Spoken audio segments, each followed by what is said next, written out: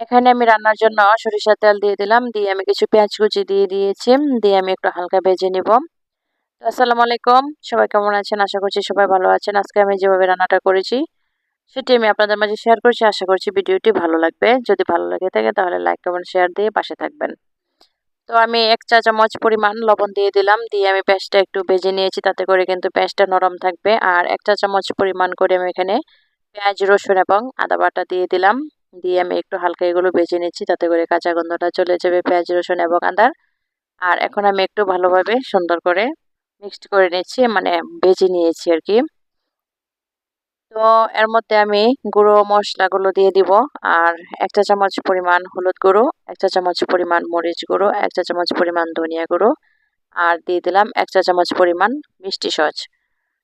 এখন আমি পানি দিয়ে দিচ্ছি, দিয়ে আমি মশলাটা ভালোভাবে মিক্সড করে নিচ্ছি। এভাবে কিন্তু এই মশলাটা সুন্দরভাবে কষিয়ে নিব।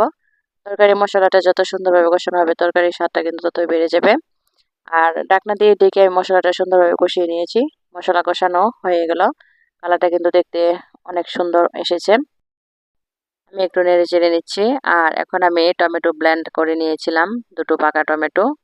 আর এই টমেটো ব্লেন্ড দিয়ে কিন্তু তরকারির স্বাদটা অনেক বেড়ে যাবে। খেতে কিন্তু একটু টক, টক লাগবে। তাহলে কিন্তু অনেক মজা হবে। এভাবে রান্না করলে কিন্তু খেতে ভীষণ মজা হয়। যারা টমেটো খেতে চায় না বা পছন্দ করে না, একটু বুদ্ধি খাটিয়ে কিন্তু ব্লেন্ডার দিয়ে ব্লেন্ড করে অথবা পাটায় বেটে কিন্তু এভাবে রান্নাটা করা যায়। খেতে কিন্তু অসম্ভব রকমের মজা হয়। আর এখন আমি মাছগুলো দিয়ে দিয়েছি। আমি এগুলো আগেই ধুয়ে পরিষ্কার করে নিয়েছিলাম। এখন আমি মসলার সাথে আলতোভাবে একটু মিক্সড করে নিচ্ছি। তো এইগুলো আমি একসাথে ভালোভাবে একটু কষিয়ে নিব। আমি সুন্দরভাবে ছিটিয়ে দিয়েছি উপরে, আর কিছুটা পানি দিয়ে দিয়েছি মাছগুলো কষানোর জন্য। আমি একটু ঢেকে দিলাম। ঢেকে মাছগুলো কষিয়ে নেব, ১ থেকে ২ মিনিট আমি কষিয়ে নেব, কারণ পাবদা মাছ কিন্তু এমনি একটু নরম হয়।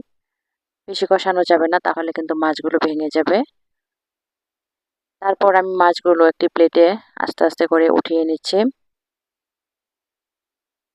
সবগুলো মাছ আমার কষানো হয়ে গেল।